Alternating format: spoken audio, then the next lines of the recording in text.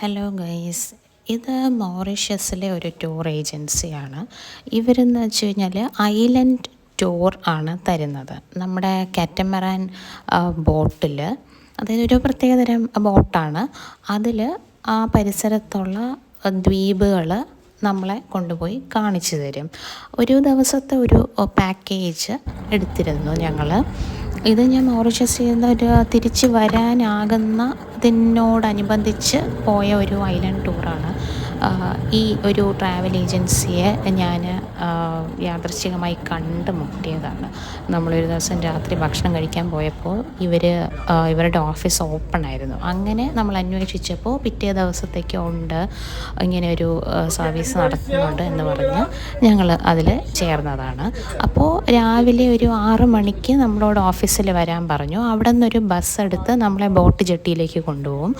അവിടെ നിന്ന് നമ്മൾ പിന്നെ ഈ ബോട്ടിൽ ഓരോ ദ്വീപുകൾ കാണാനായിട്ട് പോകുന്നതാണ് നമ്മുടെ പാക്കേജ്. അങ്ങനെ നമ്മൾ കാറ്റമറാൻ ബോട്ടിൽ കയറി. ഇവിടുത്തെ ബാത്റൂം എങ്ങനെ യൂസ് ചെയ്യണമെന്നാണ് ഇദ്ദേഹം പറയുന്നത്. ഒരു കൊച്ചു ബാത്റൂമുണ്ട്, ക്ലോസറ്റ് ഉണ്ട്. ഇതിൽ ഫ്ലഷ് എന്ന് പറയുന്നത് നമ്മൾ ഈ സൈക്കിളിൽ കാറ്റടിക്കുന്ന പോലെ പമ്പ് ചെയ്താലേ വെള്ളം വരുള്ളൂ. അപ്പോൾ അങ്ങനെ നമ്മൾ പമ്പ് ചെയ്യണം. പിന്നെ ടിഷ്യൂ പേപ്പർ ഒന്നും അതിലേക്ക് ഇടരുത്, വെള്ളം പോകില്ല. ഇതാണ് നമ്മുടെ വണ്ടിയിലെ ക്യാപ്റ്റൻ. നമുക്ക് ഫ്രഞ്ചിലും ഇംഗ്ലീഷിലും പിന്നെ ഇവരുടെ ക്രിയോൾ ഭാഷയിലുമാണ് പറഞ്ഞു തരുന്നത്. ഈ ബോട്ടിൻ്റെ ഈ ഫ്രണ്ട് ഭാഗത്ത്, അതായത് ക്യാപ്റ്റൻ നിൽക്കുന്ന ഭാഗത്ത് തിരമാലകൾ നല്ലപോലെ അടിക്കും. അപ്പോൾ വെള്ളം ഒത്തിരി ഇങ്ങനെ അടിച്ച് കയറും. അപ്പോൾ നിങ്ങളുടെ ഫോണ്, ബാഗ്, ടവലൊക്കെ ഉണ്ടെങ്കിൽ നനയാതെ താഴത്തെ ഡെക്കിൽ വെക്കാവുന്നതാണ് എന്നാണ് ഇദ്ദേഹം പറയുന്നത്. തിരമാലകളൊക്കെ വരുമ്പോൾ നല്ലപോലെ ഈ കാറ്റമറാൻ ബോട്ട് ഒലയും. അപ്പോൾ നമുക്ക് ഛർദ്ദിക്കാൻ വരുന്നുണ്ടെങ്കിൽ ഇദ്ദേഹത്തോട് പറഞ്ഞ് ഒരു പ്ലാസ്റ്റിക് ബാഗ് തരും, അതിൽ നമ്മൾ ഛർദ്ദിക്കണം. പിന്നെ സ്ത്രീകളും കുട്ടികളും പ്രത്യേകിച്ചും ബോട്ടിൽ അങ്ങോട്ടും ഇങ്ങോട്ടും നടക്കുമ്പോൾ കമ്പിയിൽ പിടിച്ച് തന്നെ നടക്കണം. ദേഹത്ത് സൺസ്ക്രീൻ ക്രീമൊക്കെ പുരട്ടിയിട്ടുണ്ടെങ്കിൽ ഇത് വഴുതി പോവാൻ ഈസിയാണ്. അപ്പോൾ നല്ല ശക്തിയായിട്ട് തന്നെ പിടിക്കുക. പുരുഷന്മാരും പിടിച്ച് തന്നെ നടക്കണം. Don't run on the boat. Slowly, doucement, rappez le bateau quand vous bougez. Just put it somewhere in the water. When you finish, bring it back. Plastic bag, but don't stay in the front. You must come at the back. Ne restez pas devant si vous avez mal de mer. Venez derrière s'il vous plaît. That you come here. Toutes les bloop in front of everybody. We are here to help you. We have dead bill, everything there. Okay, tout le monde a compris? Everybody understand that? Don't go in the toilet. Time they go downstairs, and then you're gonna clean it. Don't forget that. We are in the north of the island. On est le nord de l'île Grand Bay. Le Mauricia Hotel, vous allez voir, on va tourner, on va aller vers les... 1.5 മണിക്കൂറോ 1.25 മണിക്കൂറോ കാറ്റിൻ്റെ ഒരു ശക്തിയും തിരമാലയുടെ ശക്തിയും അനുസരിച്ച് ഈ boat യാത്ര ഉണ്ടാകും. ഈ ബോട്ടിൽ നമുക്ക് വെള്ളവും മറ്റ് ശീതള പാനീയങ്ങളും കുടിക്കാൻ തരുമെന്നാണ് പറയുന്നത്. ഈ ബോട്ടിൻ്റെ മേൽക്കൂരയിൽ ലൈഫ് ജാക്കറ്റുകളാണ് ഓറഞ്ച് കളറിൽ. അത് നിങ്ങൾക്ക് ആവശ്യമുണ്ടെങ്കിൽ തരും. നിയമപ്രകാരം ഇത് ധരിക്കണമെന്നാണ്. പക്ഷേ ഈ ചൂടത്ത് അവർ അത് നിർബന്ധമായും ധരിക്കാൻ പറയുന്നില്ല. പക്ഷേ കോസ്റ്റ് ഗാർഡ് വരുമ്പോഴത്തേക്കും ഇവർ ചടപടയെന്ന് തരും. അപ്പോഴത്തേക്കും നിങ്ങളുടെ ദേഹത്ത് ഇത് ഉണ്ടായിരിക്കണം.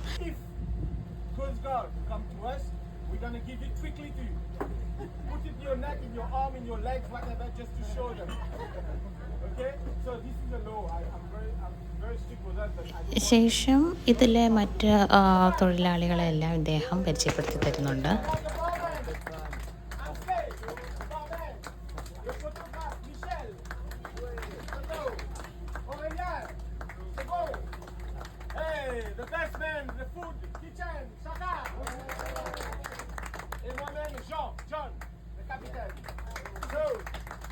അങ്ങനെ യാത്ര തുടർന്നു. മേൽക്കൂരയുള്ളതുകൊണ്ട് ചൂടിൻ്റെ കാഠിന്യം അറിഞ്ഞില്ല. നല്ല തണുത്ത കാറ്റ് വരുന്നുണ്ടായിരുന്നു. പക്ഷേ പുറത്തുള്ള കാലാവസ്ഥ നല്ല ചുട്ട് പഴുത്താണിരുന്നത്. നല്ല മനോഹരമായിട്ടുള്ള ഒരു പച്ചവെള്ളവും നീലാകാശവും നല്ല വെളുത്ത ബോട്ടുകളും, അതിലൊക്കെ ഇതുപോലെ സഞ്ചാരികളും ടൂറിസ്റ്റുകളും ഒക്കെ ഉണ്ട്. ഇങ്ങനെ ഓരോ ദ്വീപുകളിൽ സഫാരി ചെയ്യുന്നവരായിട്ട് നല്ലൊരു അന്തരീക്ഷമായിരുന്നു. കാം, ക്വയറ്റ്, നല്ലൊരു എൻ്റർടൈനിങ്, നമുക്ക് ഇഷ്ടപ്പെടുന്ന ഒരു യാത്രയാണ്. ഈ വെള്ളത്തിലൂടെയുള്ള യാത്ര ഇഷ്ടപ്പെടുന്നവർക്ക് ഒത്തിരി ഇഷ്ടമാണ്.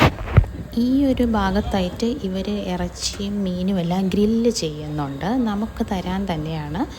നമ്മൾ ഏതെങ്കിലും ഒരു ദ്വീപിൽ ഇവർ ഇറക്കിയിട്ട് അവിടെ നിന്നായിരിക്കും നമ്മുടെ ഉച്ചഭക്ഷണം. ഞാൻ തായ്ലൻഡിൽ ഇതുപോലെ ബോട്ട് യാത്ര ചെയ്തപ്പോൾ ഭയങ്കര തലവേദനയും ഛർദിലും ഒക്കെ ഉണ്ടായിരുന്നു. പക്ഷേ ഇത്തവണ ഭയങ്കര ഒരു എൻജോയ്മെൻറ്റ് ആയതുകൊണ്ടാണോ എന്നറിയില്ല, എനിക്ക് ഛർദിൽ വന്നതേ ഉണ്ടായിരുന്നില്ല, തലവേദന വന്നില്ല, ഞാൻ ഗുളിക കഴിച്ചിട്ടും ഉണ്ടായിരുന്നില്ല. പിന്നെ ഈ ബോട്ടിൽ ഈ ഒരു വയലറ്റിട്ടൊരു സ്ത്രീയെ കാണുന്നില്ലേ, ഈ ക്യാമറ പിടിച്ചിരിക്കുന്ന ഈ ലേഡി നമ്മുടെ എല്ലാവരുടെയും പല പോസിലുള്ള ഫോട്ടോസ് എടുക്കും. എന്നിട്ട് ലാസ്റ്റ് നമ്മൾ കാശ് കൊടുക്കുമ്പോൾ അവർ ആ ഫോട്ടോസെല്ലാം നമ്മുടെ മെയിലിലേക്ക് അയച്ചു തരും. ഈ കാണുന്നതാണ് സ്റ്റോൺ ഐലൻഡ്, ഒരു ദ്വീപാണ്, വലിയ പാറക്കെട്ടുകളുള്ള ഒരു ദ്വീപ്. നല്ല മനോഹരമായ ഒരു പാറ കെട്ടാണത്. ഞാൻ ഈ ഒരു വശത്തിരിക്കുന്നത് കൊണ്ട് എനിക്ക് ക്ലിയറായിട്ട് കിട്ടുന്നില്ല അതിൻ്റെ വീഡിയോ. പക്ഷേ നീണ്ടു നിവർന്ന് കിടക്കുന്ന ഒരു ആൾ താമസമൊന്നും ഇല്ലാത്തൊരു ദ്വീപാണ്. ഈ മൗറിഷ്യ എന്ന് പറയുന്നത് ഒരു അഗ്നിപർവ്വതം പൊട്ടി ആ ലാവ ഉറഞ്ഞുണ്ടായ ഒരു ദ്വീപാണ്. കടലിൻ്റെ അടിത്തട്ടിൽ നിന്ന് പൊങ്ങി വന്ന് പിന്നെ അനേകായിരം വർഷങ്ങൾക്ക് ശേഷം ഇത് തണുത്ത് പിന്നെ ഉറഞ്ഞ് അതിനും പിന്നെ വർഷങ്ങൾക്ക് ശേഷമാണ് ആൾ താമസമൊക്കെ വന്ന ഒരു ദ്വീപാണ് ഈ മൗറിഷ്യസ്.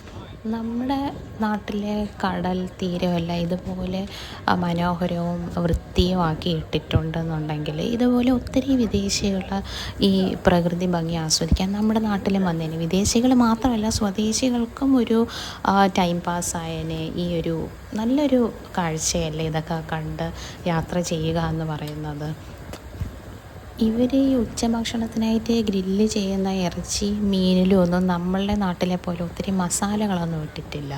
ഉപ്പും കുരുമുളകും മാത്രമാണ് ഇവർ മെയിൻലി ഇട്ടിട്ടുള്ളത്. നമ്മളെ ദ്വീപിൽ ഇറക്കുന്നതിന് മുൻപ് ഈ ഫുഡ് റെഡി ആക്കണം എന്നുള്ളതുകൊണ്ട് ഇവർ നല്ല രീതിയിൽ അവർ പാചകം ചെയ്തുകൊണ്ടിരിക്കുകയാണ്. ഈ ദൂരെ കാണുന്ന ദ്വീപ് കണ്ടോ, നല്ല വെള്ള മണൽ, നീല വെള്ളത്തിൻ്റെ അരികിലായിട്ട് ഇങ്ങനെ കാണുന്ന നല്ലൊരു ഭംഗിയില്ലേ. ഈ ബോട്ടിൽ എനിക്ക് തോന്നുന്നുണ്ട് ഇന്ത്യക്കാരായിട്ട് കേരളത്തിൽ നിന്ന് നമ്മൾ മാത്രമേ ഉള്ളൂന്ന്. അങ്ങനെ നമ്മൾ ഈ ദ്വീപിൽ ഒന്ന് കരയ്ക്കടുപ്പിക്കും. ഇതാണ് ഫ്ലാറ്റ് ഐലൻഡ് എന്നാണ് ഇതിനെ പറയുന്നത്. ഇവിടെ ആയിരിക്കും നമ്മുടെ ഫുഡും ഡ്രിങ്ക്സും എല്ലാം തരുന്നത്. ബോട്ട് കുറച്ച് നേരം അവിടെ ഇട്ടേക്കും. ബോട്ടിലെ പണിക്കാരെല്ലാം അവിടെ ഉണ്ടാവും.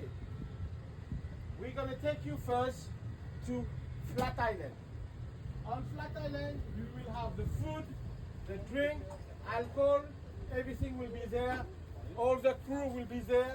We have a table, we have a chair, and the name of the boat is the same like here. Evasion Lucas, Lucas Evasion. അപ്പോൾ നമ്മൾ ഫുഡൊക്കെ കഴിച്ച് വേണമെങ്കിൽ നമുക്ക് കടലിലൊക്കെ ഇറങ്ങാം. ഒരു നിശ്ചിത സമയം ഇവർ നമുക്ക് തരും. അതിനുശേഷം ഈ ബോട്ടിൽ, ലൂക്കാസ് എന്നാണ് പേര്, ഈ ബോട്ടിൽ വന്ന് നമ്മൾ തിരിച്ച് കയറണം. നമ്മളിപ്പോൾ സ്നോർക്കലിങ്ങിൻ്റെ കിറ്റ് ഒക്കെ കൊണ്ടുവന്നിട്ടുണ്ടെങ്കിൽ നമുക്കത് വെച്ച് ഈ കടലിലൊക്കെ ഇറങ്ങി നീന്താം. അപ്പോൾ നമ്മൾ ഈ ഫിഷ് ടാങ്കിലൊക്കെ കാണും പോലത്തെ പല നിറത്തിലും ഒക്കെയുള്ള ഭംഗിയുള്ള ഒത്തിരി വെറൈറ്റി ഉള്ള മത്സ്യങ്ങളെല്ലാം നമുക്ക് കാണാൻ സാധിക്കും. വേറെയും ജീവികളെ കാണാൻ സാധിക്കും. അത് നമ്മുടെ ഭാഗ്യം പോലെ ഇരിക്കും. ഒരു 11:30 ആകുമ്പോൾ നമ്മൾ തിരിച്ചിതേ ബോട്ടിൽ കയറണം. ഇദ്ദേഹം ഒരു വിസിലടിക്കും. അപ്പോഴത്തേക്ക് നമ്മൾ തിരിച്ച് വരണം എന്നാണ് പറയുന്നത്. ഇതിന് ശേഷം ഇനി നമ്മളടുത്ത് ഗബ്രിയൽ ഐലൻഡിലേക്കാണ് പോകുന്നത്. തൊട്ടപ്പുറം മാറിയിട്ടുള്ള ഒരു ദ്വീപാണ്. അവിടേക്ക് നമ്മൾ ഈ ബോട്ടിൽ കൊണ്ട് ഇറക്കും.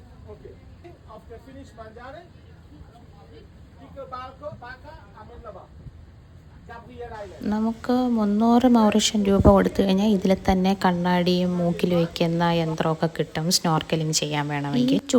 പഴുത്ത വെയിലില്ല, ആ വെള്ള മണലൊക്കെ ശരിക്കും പറഞ്ഞാൽ തൊട്ടാൽ പൊള്ളും. നമ്മുടെ കണ്ണൊക്കെ തന്നെ ചൂട് അടിച്ചിട്ട് നീറുന്ന പോലത്തെ ചൂടായിരുന്നു. ഇവിടെയാണ് അവർ വളരെ തുച്ഛമായെന്നല്ല, വളരെ മിനിമൽ ഡ്രസ്സിട്ട് ഒരു നേരിയ തോർത്ത് വിരിച്ച് ഈ വെള്ളക്കാരൊക്കെ കിടക്കുകയായിരുന്നു. ശരിക്കും എൻ്റെ കണ്ണ് തള്ളിപ്പോയി.